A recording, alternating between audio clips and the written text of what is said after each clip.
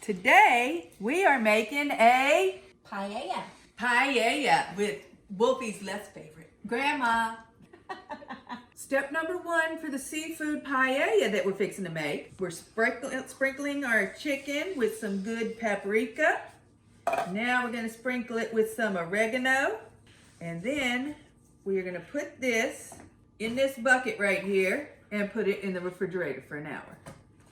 Okay, now Gamma and I are doing this paella, and the first thing that I had did was to put the oregano and the paprika on it, and now we're browning everything up.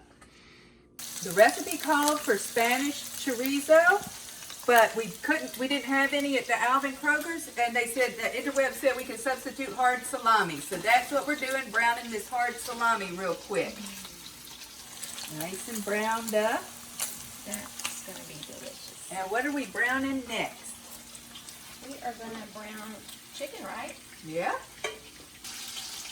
And we're going to brown this up. And now we're browning the other side of the chicken.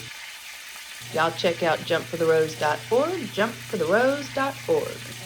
Use some of the Jacobson sauce. It's like a well-oiled Keystone Scotch. What is that? Onion, chopped up onion. A whole onion? A whole onion, yeah. And a head of garlic.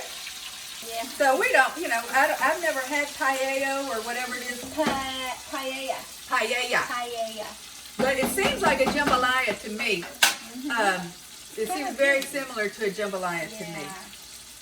And some parsley now. Actually, we're using curly leaf because they didn't have the flat leaf at the store. And it'll work. It'll be really good. Now we've added a can of diced tomatoes. So we just kind of little brown the rice for a little bit. And we've got 6 cups of water, which I thought was kind of odd because normally it's 2-to-1 for rice, but I guess since we have that can of tomatoes in there, huh? Oh, that's probably it. Yeah. Okay. That makes sense.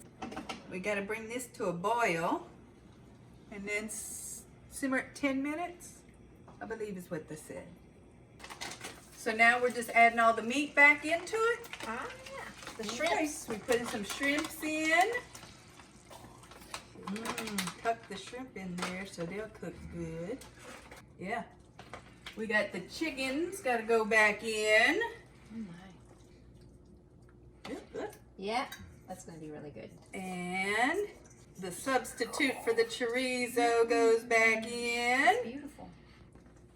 All we need is a And bigger you know, if you're playing with the meat, then you got to wash your hands. Yeah. Okay, what is this stuff again that we're fixing to put in? It's saffron. He's putting in. What is it? A generous pinch is all it said. Okay. Let's be a little more generous. Just a little bit more. Okay. And I was going to say, Wolfie, Nonna loves you. Wolfie, Gamala you more.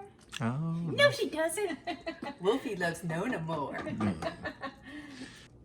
Okay, now we're setting the timer for 18 minutes. Yeah. Do we? I don't think we put a lid on it. I think it just simmers down like it is. Just thinking maybe, yeah. Okay. All right. I'm gonna assume we're about done then. Okay, hang on. We're gonna check the chicken real quick to see if it's cooked through. Yep, looks good. And then we're gonna do a quick rice check. Fairly tasty. We're just gonna put these cute little lobster tails in here. The lid is heavy enough to smoosh them down in there. Yeah. Okay, That's good enough. so now 5 more minutes for the lobster. We put the lobster in for 5 minutes. Okay, we're gonna put this back in for another 5 minutes or so because the lobster is not quite cooked Should through. be flaky. I mean, back sleep. This one just does not want to cook, does it? Okay, let's give it another 5. Okay guys, we wound up having to cook this for an extra 20 minutes even though it said 5. Let's see where we are. Okay.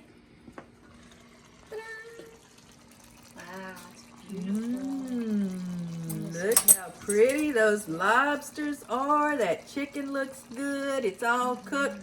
The shrimps is all cooked. The lobsters is all cooked. All right, guys, let's see how delicious this came out. Mm, mm, mm, mm, mm, mm.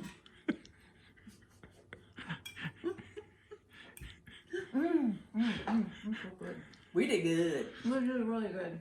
Hit that subscribe button for me. Check out our crawfish video and Skydive. cook. Skydive. Get back! I got it all out of order.